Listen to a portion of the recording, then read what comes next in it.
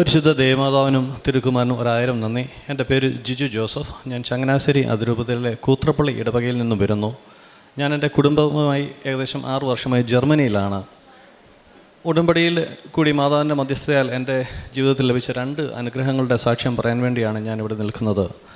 2022 ഓഗസ്റ്റിലാണ് ഞാൻ തീർത്ഥാടന ഉടമ്പടി ആദ്യമായി എടുക്കുന്നത്. ആ സമയം ജർമ്മനിയിൽ എൻ്റെ ജോലി നഷ്ടപ്പെട്ടിരുന്നു. ഒക്ടോബർ 31 വരെ എനിക്ക് ജോലി ഉള്ളായിരുന്നു. ആ സമയം എനിക്ക് PR കിട്ടിയിരുന്നില്ല. ജർമ്മനിയിലെ ബ്ലൂ കാർഡ് സ്റ്റാറ്റസിലായിരുന്നു. ബ്ലൂ കാർഡ് സ്റ്റാറ്റസിലാണെങ്കിൽ നമുക്ക് ജോലി നഷ്ടപ്പെട്ടാൽ 3 മാസത്തിനുള്ളിൽ ഒരു ജോലി കിട്ടിയിരിക്കണം. അതല്ലെങ്കിൽ നമ്മൾക്ക് ഫാമിലിയുമായിട്ട് ജർമ്മനിയിൽ നിന്ന് പുറത്തേക്ക് പോകേണ്ടി വരും. ഇവിടെ ഉടമ്പടിയിൽ ആദ്യത്തെ നിയോഗം ഞാൻ വെച്ചത്, മാതാവേ, നല്ല സമാധാനത്തോടും സന്തോഷത്തോടും കൂടി ജോലി ചെയ്യാൻ പറ്റുന്ന നല്ല സഹപ്രവർത്തകരുള്ള ഒരു കമ്പനിയിൽ നല്ലൊരു ജോലി തരണമേ എന്നാണ്. ഒക്ടോബർ 15 ഒരു ഫ്രഞ്ച് കമ്പനിയിൽ നിന്നും എനിക്ക് നേരത്തെ ഉണ്ടായിരുന്ന ജോലിയേക്കാൾ മെച്ചപ്പെട്ട ശമ്പളമുള്ള ഒരു ജോലി ലഭിക്കുകയും നവംബർ 1 തന്നെ ഞാൻ ജോലിയിൽ പ്രവേശിക്കുകയും ചെയ്തു. ഇപ്പോൾ 2 വർഷം പൂർത്തിയാക്കുന്നു. ഏറ്റവും സന്തോഷത്തോടും സമാധാനത്തോടും കൂടി നല്ല സഹപ്രവർത്തകരോടൊപ്പം അവിടെ ഞാൻ ജോലി ചെയ്യുന്നു. രണ്ടാമത്തെ സാക്ഷ്യം, എൻ്റെ മകൻ്റെ ഒരു സ്കൂൾ അഡ്മിഷൻ്റെ പ്രശ്നമായിരുന്നു. മകൻ ഏകദേശം 7.5 വയസ്സുള്ളപ്പോഴാണ് ജർമ്മനിയിൽ എത്തുന്നത്. അവന് ജർമ്മൻ ഭാഷ പഠിക്കാൻ ആദ്യം അല്പം ബുദ്ധിമുട്ടുണ്ടായിരുന്നു. അതിൻ്റെ പുറമെ കൊറോണ കാലത്ത് സ്കൂളുകൾ അടച്ചിടുകയും ഓൺലൈനൊക്കെ ആയപ്പോൾ അവന് ജർമ്മൻ അല്പം വീക്കായി. അത് കാരണം 4ാം ക്ലാസ് കഴിഞ്ഞപ്പോൾ ഞങ്ങളുടെ വീടിൻ്റെ തൊട്ട് മുമ്പിലുള്ള ഞങ്ങൾ ആഗ്രഹിച്ച സ്കൂളിൽ അവന് അഡ്മിഷൻ കിട്ടിയില്ല. അല്പം മാറി മറ്റൊരു സ്കൂളിലാണ് കിട്ടിയത്. അവിടെ അവന് അല്പം ബുദ്ധിമുട്ടുകളുണ്ടായിരുന്നു, അല്പമെല്ലാം നല്ല ബുദ്ധിമുട്ടുകളുണ്ടായിരുന്നു. ക്ലാസ്സിൽ അവൻ ടോപ്പായിരുന്നെങ്കിലും ഞങ്ങളെപ്പോഴും ആഗ്രഹിച്ചു ഞങ്ങളുടെ വീടിൻ്റെ തൊട്ട് മുമ്പിലുള്ള ഈ സ്കൂളിലേക്ക് അവൻ അഡ്മിഷൻ കിട്ടണമേ എന്ന്. 5ാം ക്ലാസ് അവസാനിച്ചു, കിട്ടിയില്ല. 6ാം ക്ലാസ് അവസാനിച്ചു, ക്ലാസ്സിൽ എല്ലാത്തിനും അവൻ ടോപ്പാണ്.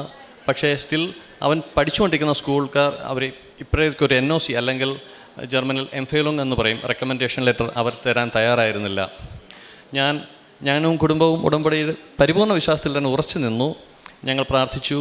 ഓരോ പാടുള്ള എക്സാമിന് മകൻ പോകുമ്പോൾ അവൻ്റെ നെറ്റിയിൽ തൈലം പുരട്ടുകയും അവൻ്റെ കൈവശം അല്പം ഉപ്പ് കൊടുത്തു വിടുകയും ചെയ്യും. അവനത് പാടുള്ള, അതായത് ജർമ്മനാണ് അവന് ഏറ്റവും പാടുണ്ടായിരുന്നത്. അങ്ങനെയുള്ള എക്സാമുകൾ എഴുതുമ്പോൾ അവൻ ആ ഉപ്പ് ആ പേപ്പറിൽ അല്പം വിതറും. അവനെ അങ്ങനെ പറഞ്ഞു വിട്ടു. മകൻ നല്ല മാർക്ക് തന്നെ ഫസ്റ്റ് ഹാഫ് കഴിഞ്ഞപ്പോൾ കിട്ടി. ടോപ്പ് 2 സ്റ്റുഡൻസിൽ ഉണ്ട്. സെക്കൻഡ് ഹാഫ് കഴിഞ്ഞപ്പോഴും ഞങ്ങൾ ഒരുപാട് പ്രതീക്ഷയോടെ അതിനിരിക്കുകയാണ്. സ്കൂളിൽ നിന്നും പോസിറ്റീവായിട്ടുള്ള റെസ്പോൺസ് വരും എന്ന് കരുതി. ഒരനുഭവമില്ല. സ്കൂൾ അടയ്ക്കാൻ 1 മാസം കൂടെയുള്ളൂ. PTA മീറ്റിങ്ങിൽ ഞാൻ സാറിനെ കണ്ട് സംസാരിച്ചു. വളരെ നല്ല അഭിപ്രായമാണ്. അവൻ ക്ലാസ്സിൽ സബ്ജക്ട്സ് മാത്രമല്ല എക്സ്ട്രാ കരിക്കുലർ ആക്ടിവിറ്റീസിലൊക്കെ അവൻ നന്നായിട്ട് പെർഫോം ചെയ്യുന്നു. അപ്പോൾ ഞാൻ ചോദിച്ചു, സാറേ, എന്നാൽ ഞങ്ങൾക്ക് അവനെ ഷിഫ്റ്റ് ചെയ്തുകൂടെ മറ്റ് സ്കൂളിലേക്ക്? അത് എനിക്ക് സ്കൂൾ മാനേജ്മെൻറ്റിനോട് ചോദിക്കണം. അതിൻ്റെ പുറകിൽ മറ്റൊന്നുമല്ല, നല്ല സ്റ്റുഡൻസിനെ വിട്ടുപോകാൻ അവർ ആഗ്രഹിക്കുന്നില്ല എന്നുള്ളതായിരുന്നു.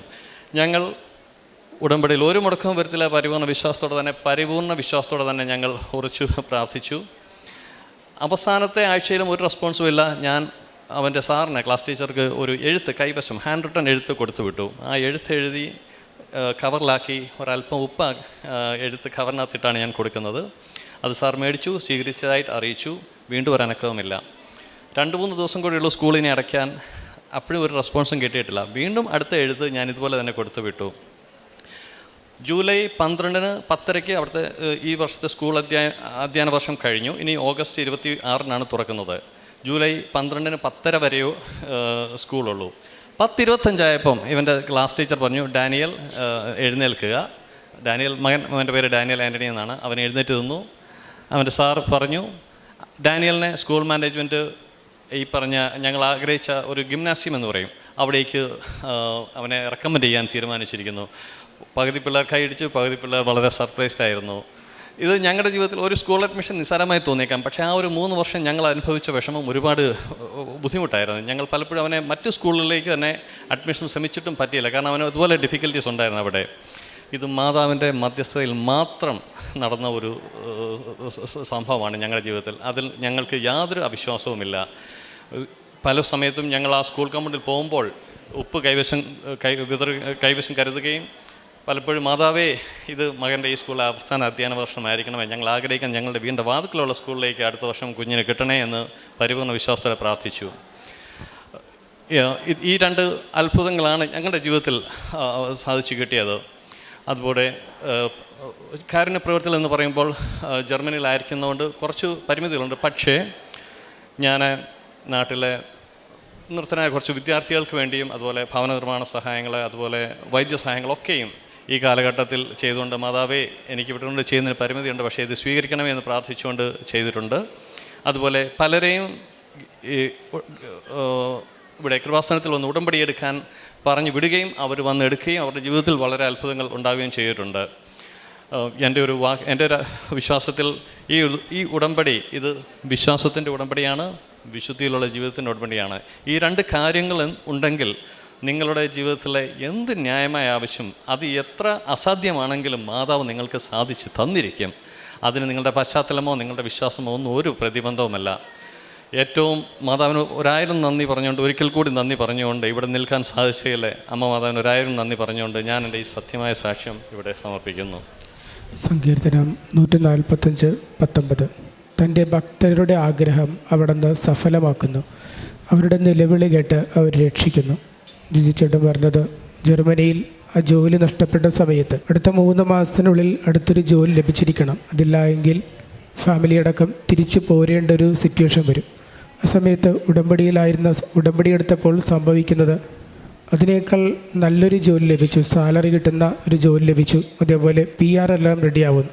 അതേപോലെ എൻ്റെ മകൻ്റെ മറ്റൊരു സ്കൂളിലേക്കൊരു അഡ്മിഷൻ അവസാന സമയം അവിടെ റെഡിയാവുകയാണ്. അമ്മ ഇടപെട്ടാൽ, ഒരു കാര്യത്തിൽ അമ്മ മാധ്യസ്ഥം വഹിച്ച് പ്രാർത്ഥിച്ചാൽ ആ കാര്യം ഈശോ സ്വീകരിക്കും. നമ്മൾ അത് സ്വീകരിക്കുവാൻ തക്കവിധം നമ്മളെ തന്നെ ഒരുക്കേണ്ടതായിട്ടുണ്ട്. അതിനാണ് ഉടമ്പടിയിൽ കർത്താവിൻ്റെ വചനമനുസരിച്ച് ജീവിക്കുവാൻ നമ്മളോട് പറയുന്നത്. കർത്താവിൻ്റെ വചനം വായിച്ച് അതേപോലെ തന്നെ ജീവിതത്തിൽ നമ്മളത് പ്രാവർത്തികമാക്കുമ്പോൾ അമ്മയുടെ മാധ്യസ്ഥത്താൽ അതിവേഗം നമ്മുടെ നിയോഗങ്ങൾ നിറവേറിക്കിട്ടുകയാണ്. പരിശുദ്ധ അമ്മയിലൂടെ ദൈവം നൽകിയ അനുഗ്രഹങ്ങൾക്ക് കൈയടിച്ച് ദൈവത്തെ മഹത്വപ്പെടുത്താം.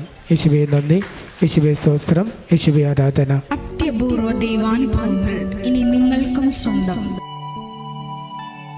ഈ യൂട്യൂബ് ചാനൽ ഇതുവരെ സബ്സ്ക്രൈബ് ചെയ്തിട്ടില്ലെങ്കിൽ ഇപ്പോൾ തന്നെ സബ്സ്ക്രൈബ് ചെയ്യുക. ഈ വീഡിയോ ഇപ്പോൾ തന്നെ നിങ്ങളുടെ സുഹൃത്തുക്കൾക്ക് ഷെയർ ചെയ്തുകൊണ്ട് കർത്താവിൻ്റെ പ്രേക്ഷിതരാകുക.